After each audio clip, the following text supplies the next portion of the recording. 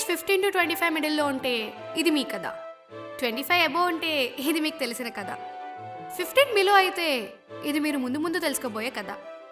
అంత పర్టికులర్గా ఎందుకు చెప్తున్నానంటే మనం స్కూల్లో టీచర్ని చూసి ఫిదా అయితే దాన్ని క్రష్ అంటారు.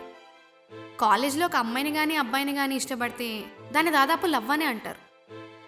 కానీ ఈ లవ్కి క్రష్కి మధ్యలో ఒక ఫీలింగ్ అయితే ఉంటుంది కదా, దాన్ని నేను ముద్దుగా లవ్లీ క్రష్ అని పిలుస్తా. So welcome to the story of my lovely crush. నా కథ స్టార్ట్ అయింది హైదరాబాద్ ఫిలిం నగర్లో ఒక చిన్న కాలనీలో మా అక్క వాళ్ళ పెద్ద ఇంట్లో. అప్పుడే నా ఇంటర్ ఫస్ట్ ఇయర్ కంప్లీట్ అయింది. ఎప్పుడా నడక్కండి, ఇప్పుడు అది పాయింట్ కాదు. మా అక్క వాళ్ళ ఇంటికి హాలిడేస్కి వెళ్ళాను. Hyderabad early morning, fresh air, పిచ్చుకల గోల, కొంచెం ట్రాఫిక్ సౌండ్. హైదరాబాద్లో ఇట్లాంటి అట్మాస్ఫియర్ చూసి చాలా ప్లెజెంట్గా ఫీల్ అయ్యాను. నా మైండ్ ఆ ఫ్రెష్నెస్ని ఫీల్ అవుతున్న టైంలో ఒక బండి సౌండ్ నన్ను చాలా డిస్టర్బ్ చేసింది. పొద్దున్నే ఎవరికో పోయా కాలం వచ్చినట్టుంది. Oh shit!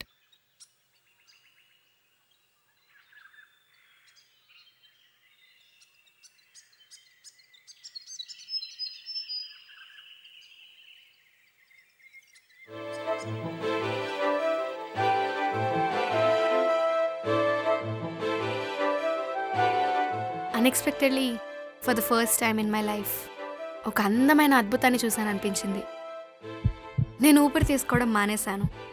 దాంతో నా హార్ట్ నేను ఒకరి దాన్ని ఉన్నాను అని గట్టిగా అరిచి మరీ చెప్పినట్టు అనిపించింది. నా కళ్ళు నా మాట వినడం మానేశాయి. తను బండెక్కి వెళ్ళిపోతున్నంతసేపు నా చేయి కదలలేదు, నా కంటిరప్ప వాల్లేదు. ప్రపంచం మొత్తం ఫ్రీజ్ అయిపోయి తను ఒక్కడే వెళ్ళిపోతున్నట్టు అనిపించింది.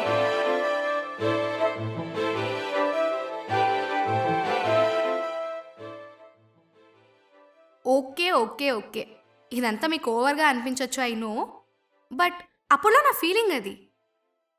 అబ్బాయిలకే కాదు అమ్మాయిలకు కూడా లవ్ ఎట్ ఫస్ట్ సైట్ ఉంటుందని నాకు అప్పుడే వెలిగింది. ఐ మీన్ లవ్ కదా పక్కన పెడితే తను ఇంకొక్కసారి చూడాలి అని అనిపించింది. కానీ అప్పటికే అబ్బాయి గారు అదృశ్యం అయిపోయారు. నాకు వాడు ముఖం చూడడంలోనే సరిపోయిందండి. తను ఎటు వెళ్ళాడు కూడా పట్టించుకోలేదు. అప్పటిదాకా ఉన్న ఎగ్జైట్మెంట్ మొత్తం గోదాట్లో కొట్టుకుపోయింది.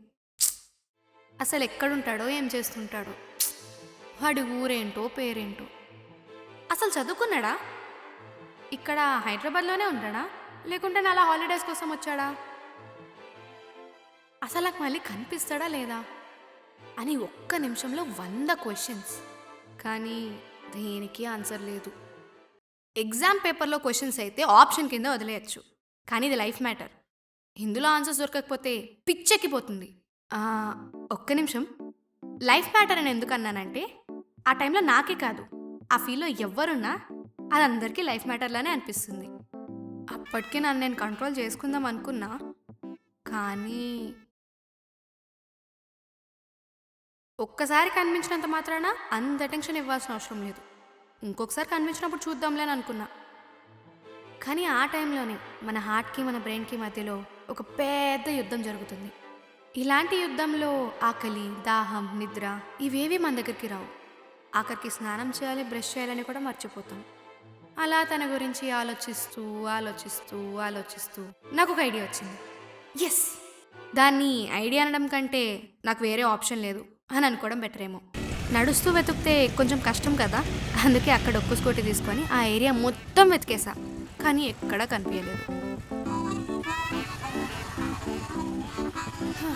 వెతికి వెతికి నాకే కాదు నా బండికి కూడా చిరాకు వచ్చి ఉంటుంది. అందుకే మధ్యలోనే ఆగిపోయింది. ఇంకా దాన్ని తోసుకుంటా ఇంటికి వెళ్ళేసరికి 2 కేజీలు తగ్గుంటా. మా అమ్మాయిలకి కోపం వచ్చినా, బాధ వచ్చినా, ఆనందం వచ్చినా కంట్రోల్ చేసుకోగలం. కానీ చిరాకు వస్తే మాత్రం ఆన్ ద స్పాట్ రియాక్షన్ ఉంటుంది.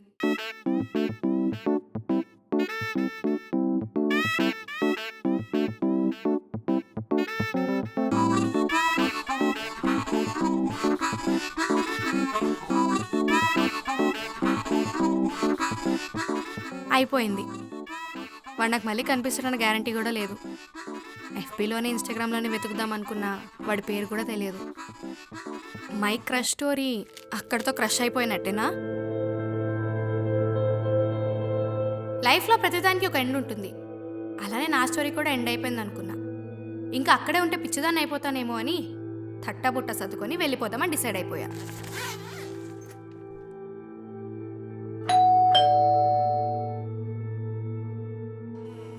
హలో. హాయ్. అది కళ నిజమా, లేకుంటే నాకే పిచ్చి ముదిరిందా? క్లారిటీ కోసం ఒకసారి దగ్గరికి వెళ్ళి పట్టుకుందామని చూసా.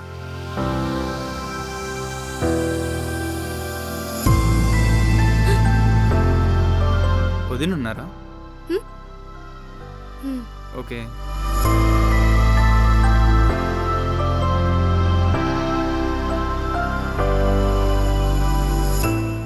ఆ టైంలో నా బ్రెయిన్ ఆలోచించని కోణాల్లో డాక్టర్ ఫ్రెండ్స్ కూడా ఆలోచించుండడు. తను మా ఇంటికి రావడం ఏంటి, మా అక్కని వదిన అని పిలవడం ఏంటి, నేను లోపలికి వెళ్ళమని చేయి చూపించడం ఏంటి, స్ట్రేంజ్. కానీ ఆ పర్టికులర్ టైంలో నాకు వచ్చిన థాట్ని నేను జీవితంలో మర్చిపోలేను.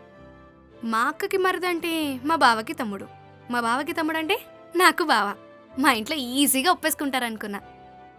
అప్పుడు వచ్చిన హ్యాపీనెస్కి నాకు 3 మార్బీట్కి గంగం డాన్స్ చేయాలనిపించింది. కానీ ఆ అబ్బాయి తిరిగి రావడం చూసి నన్ను నేను కంట్రోల్ చేసుకున్నా.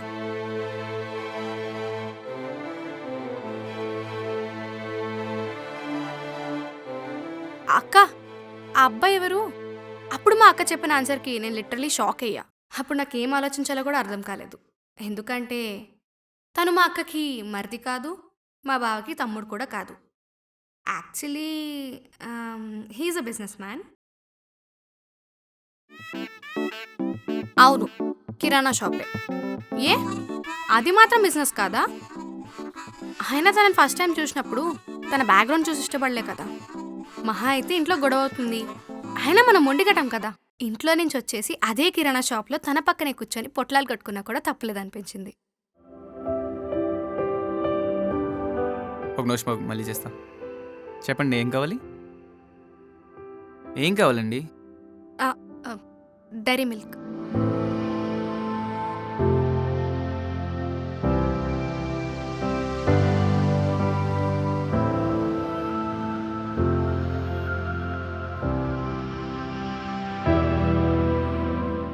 ఏం కావాలి? Maggi packet.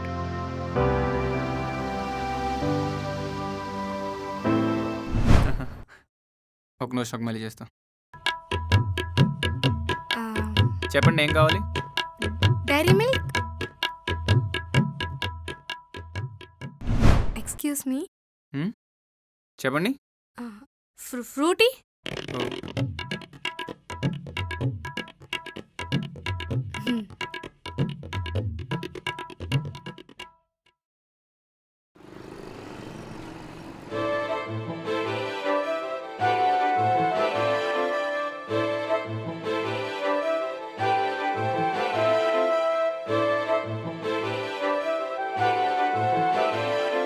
వాడు నన్ను చూసి నవ్వాడు.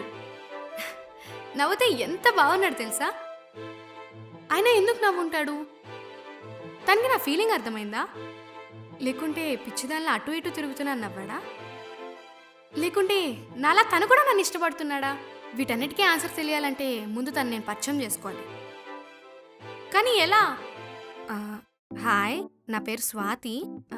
అక్క నీ గురించి చెప్పింది. అవును, ఈ షాప్లో నువ్వు పని చేస్తున్నావా, లేకుంటే షాప్ మొత్తం నీదేనా? వెయిట్, అయినా ఈ షాప్ ఎవరిదైతే నీకెందుకే? ముందు పరిచయం చేసుకో. హాయ్, నా పేరు స్వాతి. మీ పేరేంటో నాకు తెలియదు, కానీ మీరంటే నాకు చాలా ఇష్టం. వద్దు, ఫస్ట్ టైం ఇంత షాక్ ఇస్తే బాగోదు. కొంచెం స్మూత్గా హ్యాండిల్ చేద్దాం. హాయ్, నా పేరు స్వాతి. నేను ఇంటర్ ఫస్ట్ ఇయర్ కంప్లీట్ చేశాను. సెలవుల కోసం మా అక్క వాళ్ళ ఇంటికి వచ్చా. మాది వైజాగ్. అంతెందుకు స్వాతి, జస్ట్ పేరు చెప్పి సెకండ్ ఇస్తే చాలు కదా. వచ్చేస్తారా? దాంట్లో ఏముంది?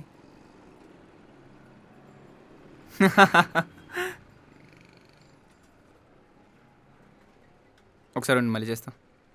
చెప్పండి, ఏం కావాలి? మిమ్మల్నే. ఏం కావాలి? 5 స్టార్. 5 స్టార్. అప్పుడు నా భయంకి 5 స్టార్ రేటింగ్ ఇవ్వచ్చు. అయినా నా కాలేజ్ ఫ్రెండ్స్ని ఏరా ఒరేయ్ నీ అబ్బా అని తిట్టే నేను వాడి ముందు నా పేరు చెప్పి షేక్ హ్యాండ్ ఇవ్వడానికి లిటరలీ వణికిపోయాను. అయినా ఇంకేం లాభం ఉందని చెప్పి ఆల్టర్నేట్ సోర్స్ కోసం వెతకడం స్టార్ట్ చేశాను. ఓల్డ్ ఈజ్ గోల్డ్ అని చెప్పి పాత పద్ధతినే ఫాలో అయిపోయా. నా ఫీలింగ్స్ అన్నింటినీ ఒక పేపర్లో నింపడానికి జరిగిన 8 hours టైం ల్యాబ్స్ పీరియడ్లో నా కోసం 43 పేజీలు ప్రాణత్యాగం చేశాయి. సరే ఎలాగోలా మొత్తానికి నా ఫస్ట్ లవ్ లెటర్ని కంప్లీట్ చేసేసాను. మ్మ్.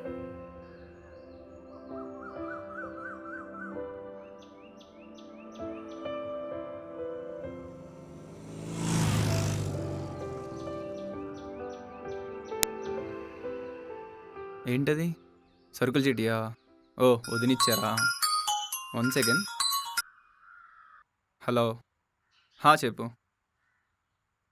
బయటకు వచ్చా. నేను తిన్నా. నువ్వు తిన్నావా? సరే సాయంత్రం మూవీకి వెళ్దాం. ఫోన్ చేయి, నేను వచ్చి పికప్ చేసుకుంటా. Love you two.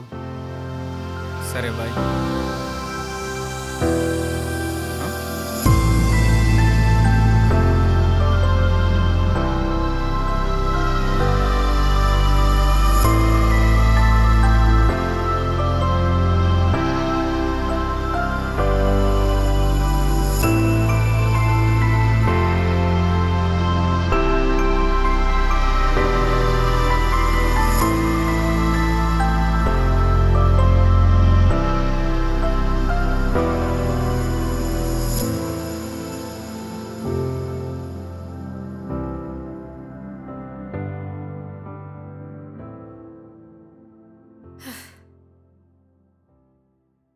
This is the letter.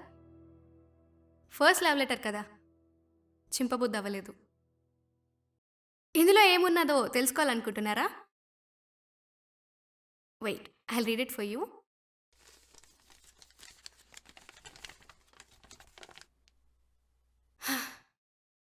Dear crush, నేను ఫస్ట్ టైం చూసినప్పుడు లైఫ్లో ఫస్ట్ టైం చెప్పలేనంత హ్యాపీనెస్ని ఫీల్ అయ్యాను. నువ్వు మళ్ళీ నాకు కనిపించినప్పుడు నన్ను నేను పోగొట్టుకున్నా అనిపించింది. నువ్వు ఇంకా కనిపించవేమో అనిపించినప్పుడు నేను ఇక లైఫ్లో నవ్వలేనేమో అనిపించింది. కానీ నేను నిన్ను మళ్ళీ చూశాక నువ్వు మళ్ళీ నాకు దూరం అవ్వకుండా టైం అలా ఫ్రీజ్ అయిపోతే బాగుండు అనిపించింది.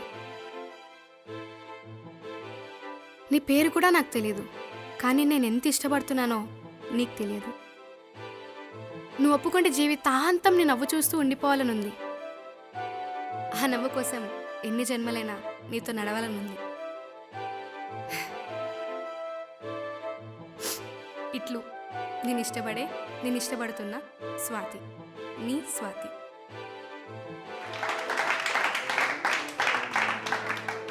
అంటే అప్పుడులో ఫీలింగ్స్ అలానే ఉండేవి, కానీ ఫస్ట్ క్రష్లో వచ్చే ఆ ఫీలింగ్ని మాత్రం ఎప్పటికీ మర్చిపోలేం. ఏంటి, మీకు కూడా మీ లవ్లీ క్రష్ గుర్తొస్తున్నారా? పర్వాలేదు, గుర్తు చేసుకోండి. ఆ ఫీలింగ్ చాలా బాగుంటుంది. So this is the story of my lovely crush. Signing off.